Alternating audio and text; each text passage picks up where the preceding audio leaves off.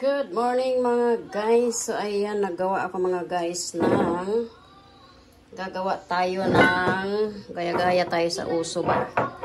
Gawa tayo ng Spanish sardine style na bangus. So ayan, ayan ang gagamitin nating pangsabaw mga guys. Olive oil. So ayan na siya. Isasalang ko siya ng isang oras sa pressure cooker. Ayan. So, pagtapos daw nito mga guys ay makakain mo na pati, ay ko bigat. Makakain mo na pati buto dahil malambot na siya pati tinik. So, hindi mo na hihimayin. Kakagat-kagatin mo na lang. Ayan.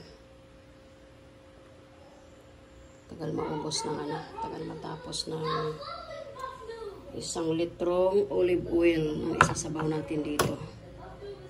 Ayan.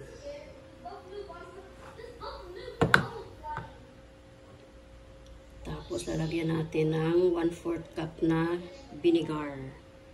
So apple cider na vinegar ang ilalagay ko dito mga guys. Ayan.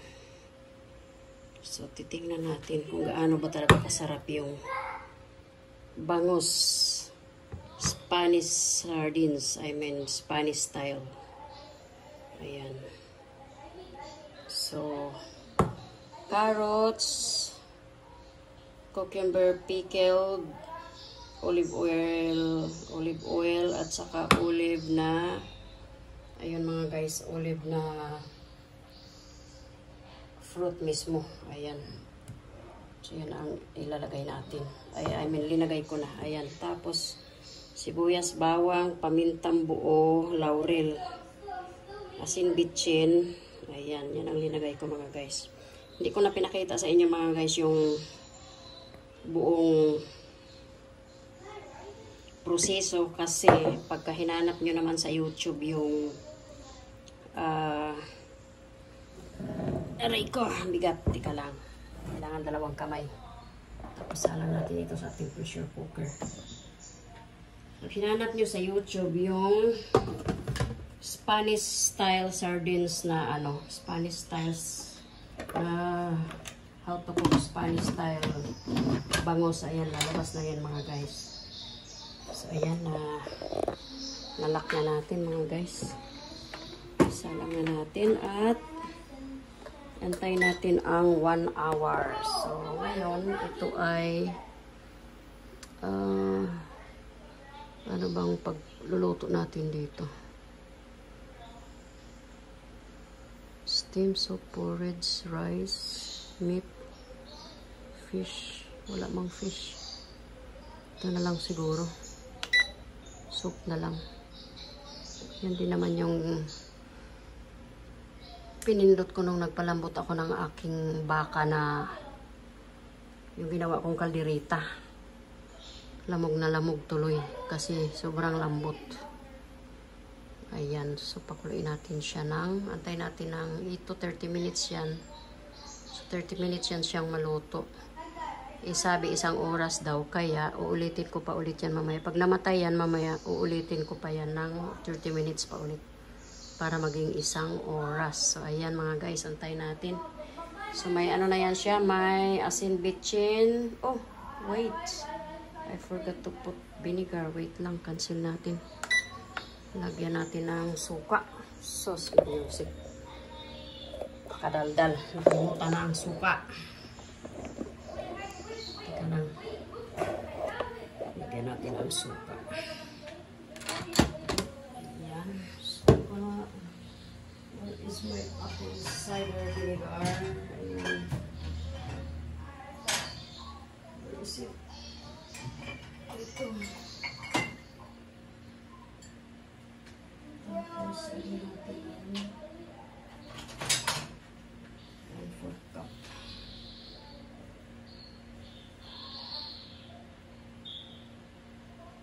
Ayan. So, dagdagan ko siguro kasi mahilig kami sa maasim eh.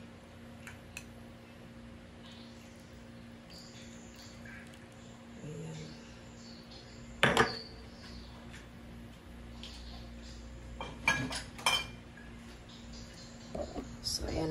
guys. Nalagyan ko na ng apple cider vinegar. So, ayan, takpan na natin. At atin ng, ayan, close na. Ayan, close na siya. So, ayan. Sasalang ulit natin siya sa temperature na 30 minutes. Ayan, 30 minutes yan siyang kukulo. Pagpatay niyan, another 30 minutes para 1 hour. Para lambot na lambot pati tinik mga guys. Kakainin daw kasama ang tinik. Ayan.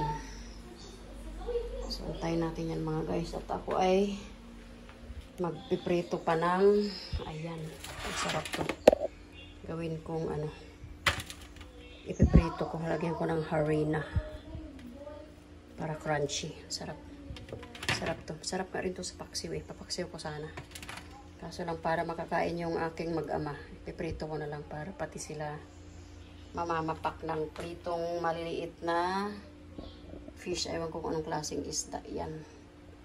At ito naman yung aking gagawing lumpiang Shanghai. Gagawa din ako ng lumpiang Shanghai. So, I'm busy for today's video mga guys. Ayan. Shanghai tayo. Ito na yung carrots at saka sibuyas na grind ko na.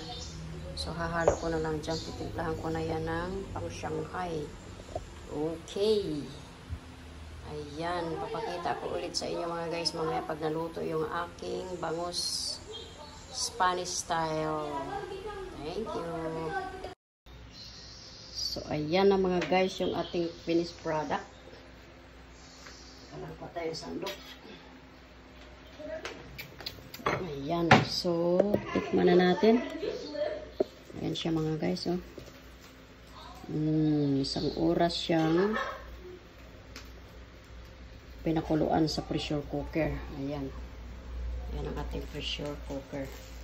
So, ayan na. Try natin dito. Try natin kung ang mga tinik ba ay malambot. Oo nga. Malambot na nga ng mga tinik mga guys. Pwede mo na nga talaga siyang nguyain. Ayan, so tikman natin kung anong lasa, no?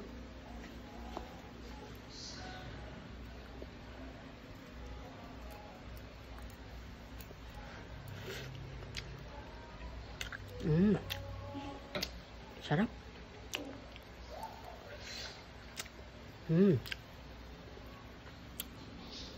Sarap mga guys.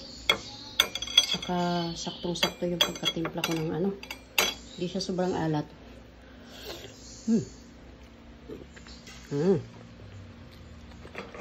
Hindi siya sobrang alat, hindi rin siya matabang. So, saktong-sakto talaga siya. Saktong-sakto talaga siya ulaman ng kanin mga guys. Grabe. Ayan, may pang-stock na ako mga guys. Sarap. Sarap papakin. Sarap niya papakin.